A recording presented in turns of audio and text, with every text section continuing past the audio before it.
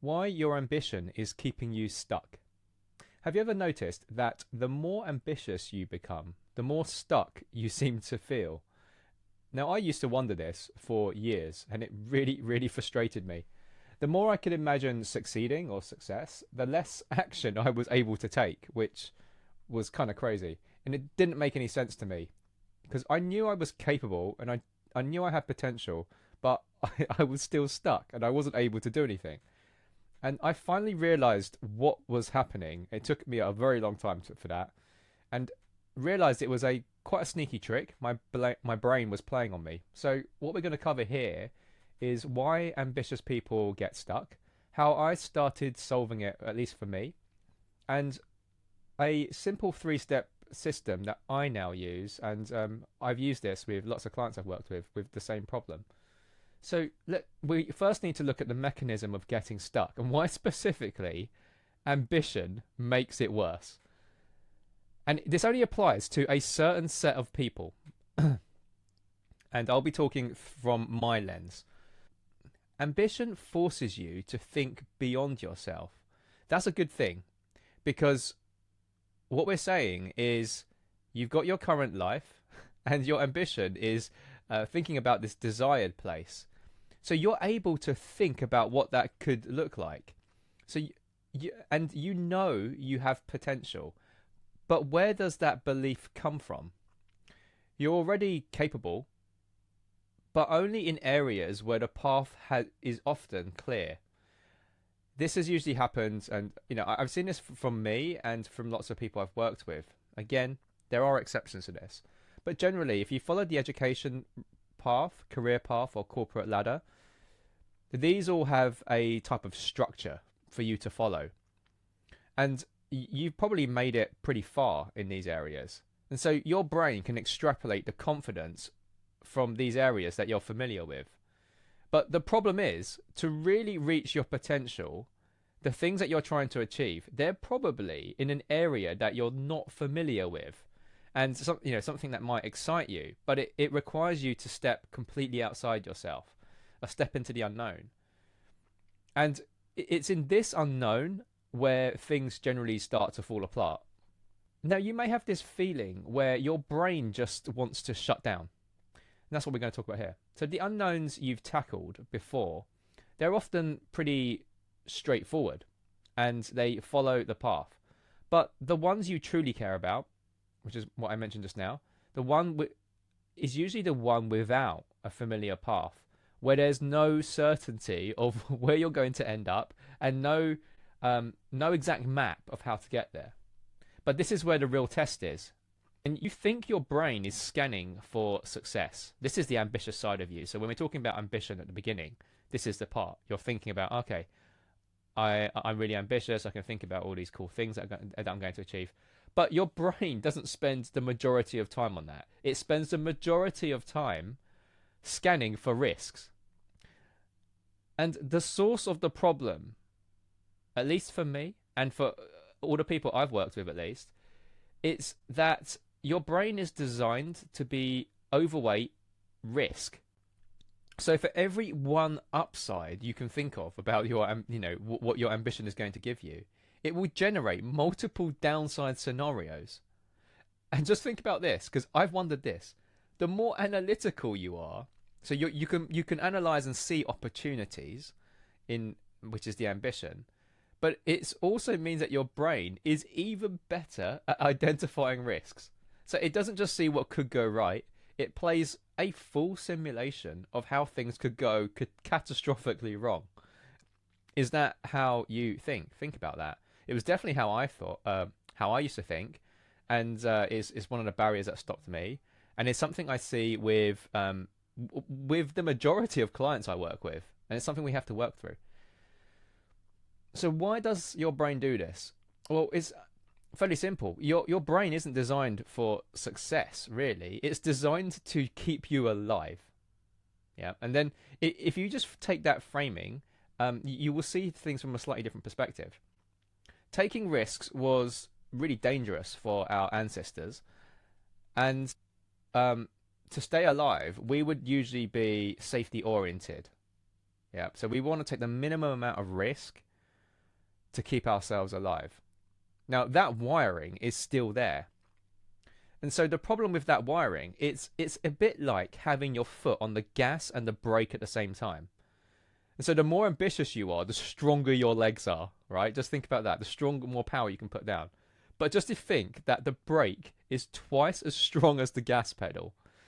So you just end up burning loads and loads of energy, coming up with, thinking about all this stuff. And you end up fighting yourself, just like having your feet on both pedals, and nothing will move. So why you can't change. So we're going to talk about the comfort trap now. The worst part of this is your brain convinces you that staying put is the rational choice. Because often you're comfortable enough. You might have a good salary, stability, and flexibility. Now, it's not your dream, right? Because it's not your ambition. But it's not bad enough to force a change. So every time you think about moving, your brain just defaults to the safer option. Again, remember, it's not thinking, it's not focused on succeeding. It's focused on keeping you alive. So this trap, this situation, it can act as a trap. It's not it's not necessarily a bad thing. It just, if it's not where you want to be, then you will stay here. And your brain is wired to keep you here. So the cycle is, step one, you feel the urge to change, so you want to change. And then your brain, so you press the gas pedal, but then your brain calculates the risk very quickly and presses the brake pedal. Gas pedal, then the brake pedal. It sees the unknown and pulls the brake. Step three, you tell yourself, well, maybe later, after you've assessed the risks and you've seen the opportunity. Now's not the right time. So you'll come through many, many reasons. And then months will pass, and then years, and then a decade, easily. And that, your brain will always take the safe option every time, unless you override it. So this is where a lot of energy comes in. You have to put in a lot of fuel to get over it. I was in this cycle for nearly 10 years, and probably over with that, considering when I wanted to make content. So how do we override your brain? So here's the 3 key pieces. Number 1, you need to change how you see your situation. It's not just about increasing desire for success. It's about making it unbearable to stay where you are. You need to emotionally trap yourself in the reality of staying the same. So how can we do this? Well, this is an exercise. I mean, I used to do this on myself all the time. And there are lots of variations. I've got some other videos on this. And this is something I will go through with clients really, really early on, just to really put a benchmark here. So imagine yourself 1 year from now where you have not changed. You had no progress in all of these ambitions. How does that make you feel? And then extend it. Think about what it's like in 5 years, still stuck, and you've not even tried any of this. And you may be, cruising along in the status quo and whatever you're doing now. Now, for many people, remember, this is for a specific type of person who has ambitions and wants to fulfill their potential, not necessarily someone who is totally happy with their current situation. Think about how that makes you feel if you were stuck in that same situation. How do you feel? And then also reflect about that version. If you didn't try anything and you just kept making excuses and you didn't wander down a path, how would you think about that version of you? You may have heard the horse to water analogy. You can take a horse to water, but it won't drink if it doesn't want to. That can change if you make it thirsty by dehydration and putting salt in its mouth, right? So you can change the environment and the scenario such that the horse is much more inclined to drink. And this is what you're doing here. So we have to do this emotionally to ourselves. This is why it's really hard, because it's often not a physical thing. You're trying to make it like a sensation, a feeling. And I had to do this to leave my corporate job because it was so difficult to make that jump for me, because my programming would not allow me to do that in my head. And so I had to create this scenario. It became unbearable for me. And again, it's totally fine for many people, and that is totally cool. But if it is not for you and you want to test something out, it has to become unbearable, where, like having that salty mouth, where you have to get the drink, right? Okay, let's remind myself to have a drink. So a couple of client examples. These are, yeah, a client I worked with. She'd been waiting for well over 10 years to make a change, and she just didn't. She just couldn't bring herself to make the change because she was in a comfortable, fairly well-paid job. Same thing with Joe as well. And I've actually got there's actually a whole bunch of clients who've been in this situation. It's really difficult to make this change, so don't underestimate it. They were always on the edge of taking it. They were right there. They were right there, and they kept getting to the same point every year, at least until I started working with them. And we had to find a way to make them jump off the edge, right? In a way that works for them. And so we'll go over that in a minute. Yep. So they never jumped until we forced them to really look at their future and to feel the pain of staying the same. Yep. So you have to get this bit. You have to have the desire. This is kind of like a motivation to do that. Number two, we have to make a plan that you can actually execute. It's a plan that has to be something that makes sense to you. It can't. If it is something too outside yourself, and I'll explain what this means in a moment, but if it's too different to you, you might just freeze. And that's actually what happens. So people will take courses or programs from how other people have done this, and it doesn't work because it's just too much, right? In some way. So, first thing, don't overcomplicate it. Please don't overcomplicate it. Your plan must be, now I say must, it doesn't have to be, but these are the plans I've seen work. Non-ambiguous. It is not just about saying, I just need to get started. Most people don't know exactly what step one is. They haven't actually sat down and done it. Yeah, and step one for you, right? So there's two things here. You've got to make it not overwhelming, and this is the tailored bit, because what's overwhelming for one person is not overwhelming for someone else. So a step you can genuinely manage, and it must be within your risk tolerance, and we'll talk about that in a moment. Stackable. You want these steps to build on themselves. You can think about this as a skill progression. As you start to work toward your ambition, you will get more, you will believe in yourself more, your confidence will grow, and we'll talk about courage in a moment. So the analogy I like to use here, if you've seen another video, I'll hopefully link it above here somewhere, Ollie the Octopus. Very quick summary. The idea is you want to be able to reach a first tentacle across to something where you know it is within your brain's risk tolerance. Remember the brake pedal from earlier. If you don't want to activate your brain too heavily. If it activates and it goes like emergency stop, well, you're not going anywhere. So you have to find a first step that feels manageable.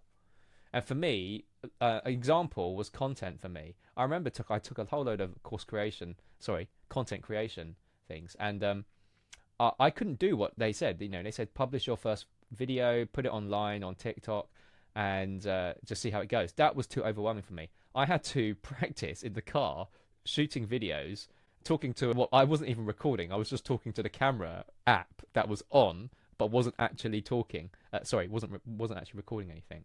And I slowly built up from there. The next analogy is the strategist versus performer. Your strategist side of you. So this is the part of you that likes to plan. Now, I know this is the planning step, but you've got to be careful. Avoid going to the perfect plan. That doesn't exist. Being effective at this step, at planning, is not about making a complicated plan. It's exactly the opposite. It's about designing a plan that is perfectly suited to the performer side of you, who is likely to struggle. There needs to be a safety factor here as well. You have to make it a lot easier than you think. That's a summary.